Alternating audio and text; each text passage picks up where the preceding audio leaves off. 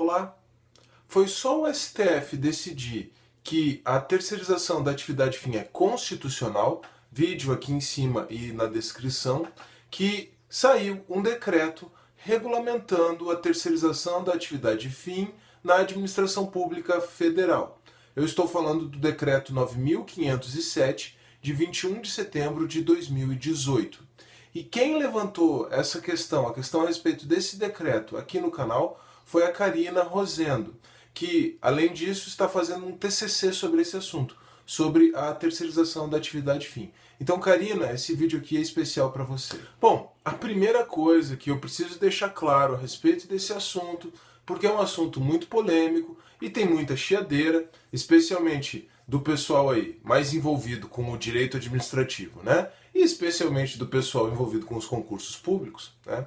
O que eu preciso deixar claro é que a regra constitucional do concurso público não é um impeditivo para a terceirização da atividade fim da administração pública. Se ela fosse, se a regra do concurso público fosse um impeditivo para a terceirização da atividade fim, ela também seria um impeditivo para a terceirização da atividade meio. Por que não? E na verdade nunca foi. A administração pública sempre terceirizou a atividade meio, enquanto se entendia que a terceirização da atividade meio era constitucional, ou era a única opção viável, né? A única opção constitucionalmente viável. Agora que o STF deixou claro que a terceirização da atividade fim também é constitucional, não há nenhum impeditivo para que a administração pública terceirize a atividade fim. O que eu já esclareci, inclusive num outro vídeo, é que a regra do concurso público continua valendo caso a administração pública queira contratar servidores de forma direta. Mas isso não impede ela, eu vou repetir, isso não impede a administração pública de contratar serviços de forma terceirizada, inclusive agora relativamente à sua atividade fim. É bom deixar isso bem claro. Então, assim, como um argumento geral, como um argumento genérico, a regra do concurso público não é impeditivo à terceirização de atividade fim pela administração pública. Agora, existem, isso é uma outra coisa, isso é um argumento específico, não genérico. Existem certas atividades desempenhadas pelo Estado que, por disciplina constitucional expressa, somente podem ser desempenhadas por servidores públicos concursados. Em alguns casos, um tipo bem especial de servidor público, né? Como é o caso das atividades desempenhadas por juízes, por promotores, pelo Ministério Público, pela advocacia pública e etc. Agora, mesmo nas hipóteses em que não existe vedação constitucional expressa à terceirização da atividade fim, pode ser que essa terceirização não seja interessante, não seja conveniente, ou até mesmo não seja constitucional se nós pensarmos aí numa disciplina constitucional implícita da situação. E é exatamente disso que trata o artigo 3º do Decreto 9.507 de 2018. Agora, note que o artigo 3º trata de vedações da atividade fim, da terceirização da atividade fim, o artigo 3º trata de vedações da terceirização da atividade fim para a administração federal direta, autárquica e fundacional. As empresas públicas e sociedades de economia mista federais são objeto do artigo 4º do decreto. Então, no âmbito da União, das autarquias e das fundações federais, não podem ser terceirizados serviços que tenham caráter estratégico, que digam respeito à tomada de decisão ou posicionamento institucional, que tenham relação com o poder de polícia ou com a atividade de regulação. Note, então, por favor, que todas essas situações são situações bastante sensíveis, que dizem respeito aí a um caráter estratégico da atividade, que dizem respeito à posição institucional, aos rumos que a União, a autarquia ou a Fundação Federal vão tomar, que estão ligados aí à aplicação de punições, né, a fiscalização e aplicação de punições, o chamado poder de polícia, ou que dizem respeito à regulação da atividade dos particulares. Por isso, porque se trata de questões muito sensíveis e muito importantes, as atividades ligadas à tomada de decisões, as atividades ligadas ao exercício do poder de polícia, as atividades ligadas à fiscalização e à regulação da atividade dos particulares não podem ser objeto de terceirização. Essas hipóteses estão nos 3 primeiros incisos do artigo 3º. Por fim, o inciso 4 do artigo 3º veda ainda a terceirização de atividades que sejam inerentes a categorias funcionais, objeto de planos de cargos da administração direta, autárquica e fundacional federal. Mas ainda assim existem 2 exceções. Se a terceirização da atividade fim estiver prevista em lei, lembre que nós estamos falando aqui de um decreto, mas então podem haver leis específicas prevendo a terceirização da atividade fim de determinadas situações. Por quê? Bom, o serviço público, né, o regime do serviço público é previsto em lei, o plano de cargos daquela instituição é previsto em lei, e vai ter uma outra lei excetuando e permitindo a terceirização da atividade fim. Essa é a primeira exceção à regra do inciso 4 do artigo 3º.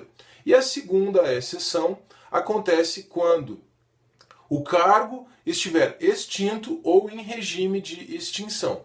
Nesse caso também vai ser possível terceirização de atividade fim. Mas ainda assim, com todas essas restrições, todos os serviços acessórios relativos a essas atividades podem ser objeto de terceirização. O que não pode ser terceirizada é a responsabilidade para a tomada de decisões ou a realização de atos administrativos. Então, ato administrativo, prática de ato administrativo, tomada de decisão, que envolve um ato administrativo, né? E isso só pode ser praticado por servidor público. Mas todas as atividades de auxílio material, todas as atividades de assessoramento que fazem parte aí da cadeia de atividades do fluxograma, até que se tome o ato administrativo, todas essas atividades podem sim ser objeto de terceirização da atividade fim. Apenas a responsabilidade pela tomada de decisão, a responsabilidade pela edição do ato administrativo é que permanecerá sendo de servidor público. Isso é o que você encontra no parágrafo 1º do artigo 3º. Deixa eu retomar um exemplo para a questão ficar um pouquinho mais clara, né? Para isso ficar um pouquinho mais esclarecido. A atividade de juízes, como eu já mencionei, a jurisdição, a atividade inerente ao juiz, ela não pode ser objeto de terceirização da atividade fim. E não é nem por causa desse decreto, é por conta de uma vedação constitucional expressa mesmo, né? Que prevê expressamente que essa atividade, que é a jurisdição, deve ser exercida por juízes. O nome disso, inclusive, é chamado de investidura, como um pressuposto processual de existência. Mas então a atividade jurisdicional, a atividade de decisão no processo, não pode ser objeto de terceirização, tem que ser tomada por juízes concursados.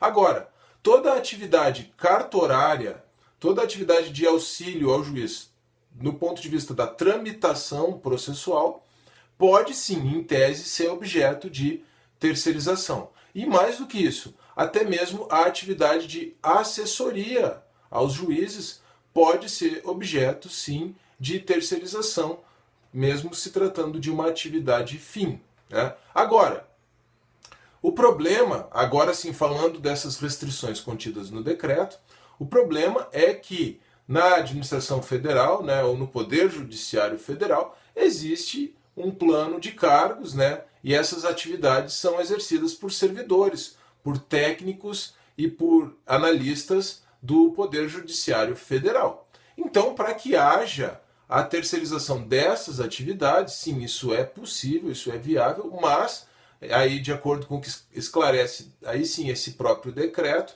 o artigo 3º, inciso 4, do decreto 9.507, teria que haver uma lei especificamente autorizando a terceirização desse tipo de atividade fim, ou os cargos teriam que começar a ser extintos ou estar em regime de extinção.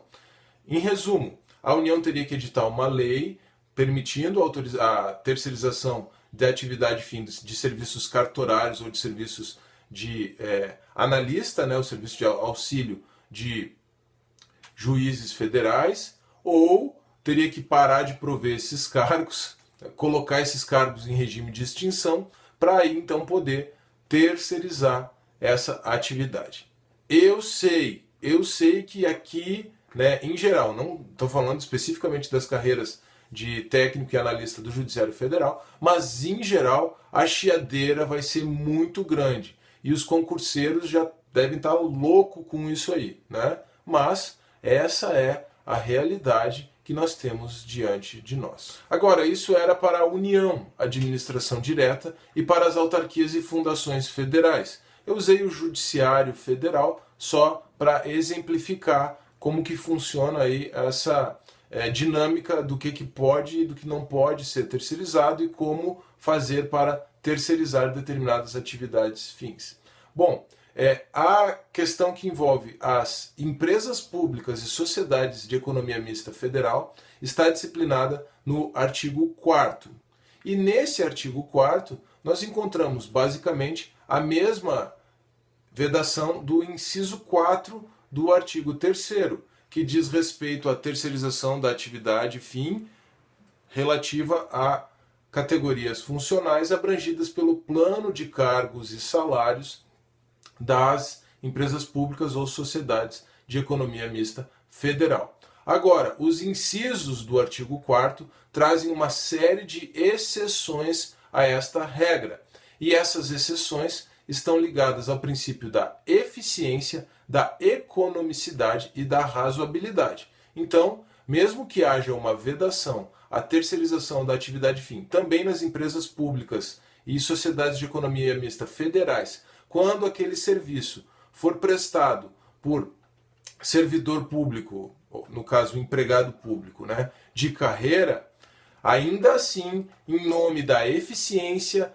da economicidade e da razoabilidade, é possível que haja a terceirização da atividade fim. Vamos ver quais são essas hipóteses então. Essas exceções dizem respeito ao caráter temporário do serviço, ao aumento temporário do volume de serviço, à necessidade de atualização tecnológica ou de especialização do serviço, ou ainda à necessidade concorrencial para que a sociedade de economia mista ou a empresa pública possa se adequar ao mercado no qual ela está inserida. Então note que essas são autorizações bem genéricas e que podem legitimar, podem servir para fundamentar terceirização da atividade fim de forma bastante ampla, mesmo naquelas atividades que são prestadas por empregados públicos do plano de cargos e salários das empresas públicas e sociedades de economia mista federais. Na prática, portanto, só não devem ser objeto de terceirização nas empresas públicas e sociedades de economia mista federal aquelas atividades estratégicas de tomada de decisão institucional, até porque essas atividades são desempenhadas por dirigentes indicados de forma política. E os políticos não são bobos de perder essa oportunidade, né? Isso porque, vou reforçar, existem tantas exceções à regra geral que veda a terceirização da atividade fim nas empresas públicas e sociedades de economia mista federal. Quando aquela atividade for desempenhada por empregado público, existem tantas exceções que vai ser muito fácil legitimar a terceirização da atividade fim, fundamentar de forma específica com o aumento do número da quantidade de serviço, o caráter temporário daquele serviço, uma especialização tecnológica, uma especialização da atividade, ou até mesmo com uma necessidade decorrente da concorrência. Até nesse último aspecto, imagine só, imagine que as empresas que concorrem com a empresa pública ou com a sociedade de economia mista, mas por que o Estado está atuando na iniciativa privada mesmo? Bom, deixa para lá. Imagine que as empresas que concorrem com a empresa pública ou com a sociedade de economia mista estejam terceirizando a atividade fim, estejam otimizando seus custos com isso, e a sociedade de economia mista ou a empresa pública estejam ficando para trás. Então ela pode legitimar fundamentar a sua terceirização de atividade fim no simples fato de que no próprio mercado as demais empresas estejam fazendo isso. Então veja, é uma autorização bastante genérica que vai permitir na prática uma terceirização bastante ampla nas atividades fins das empresas públicas e sociedades de economia mista federais. Bom, é claro que o decreto tem uma série de outras coisas, mas essas aqui são só as minhas impressões iniciais. Para encerrar, eu gostaria de comentar a previsão contida no inciso 1 do artigo 8º do Decreto 9.507 de 2018, que é a exigência de uma declaração de que a contratada, a empresa que vai prestar os serviços de forma terceirizada, de que a contratada assume total responsabilidade pelos encargos trabalhistas e sociais. Bom, é óbvio que a administração pública vai exigir isso, mas se a intenção desse dispositivo do decreto é afastar a responsabilidade subsidiária da administração pública, me parece que essa previsão já nasceu inconstitucional. Isso porque o STF tratou expressamente da responsabilidade subsidiária da contratante, isso nos julgamentos do final do mês passado, do final de agosto de 2018, mas o STF também tratou expressamente da responsabilidade subsidiária da administração pública num julgamento do ano passado, no recurso extraordinário 760931. E nesse julgamento, o que ficou estabelecido, depois que você faz uma análise do julgamento, e parece que a Justiça do Trabalho já tem também interpretado dessa forma, o que ficou estabelecido nesse julgamento do recurso extraordinário do ano passado não é que a administração pública não tenha responsabilidade subsidiária, mas que essa responsabilidade subsidiária não é automática. E o que significa isso na prática? Significa, isso aqui é bastante controvertido também para o pessoal do direito do trabalho, mas é o que está se consolidando, significa que o ônus de comprovar, o ônus de produzir prova de que não houve fiscalização por parte da administração pública, para que a administração pública seja responsabilizada subsidiariamente, o ônus de comprovar essa falha de fiscalização é do empregado.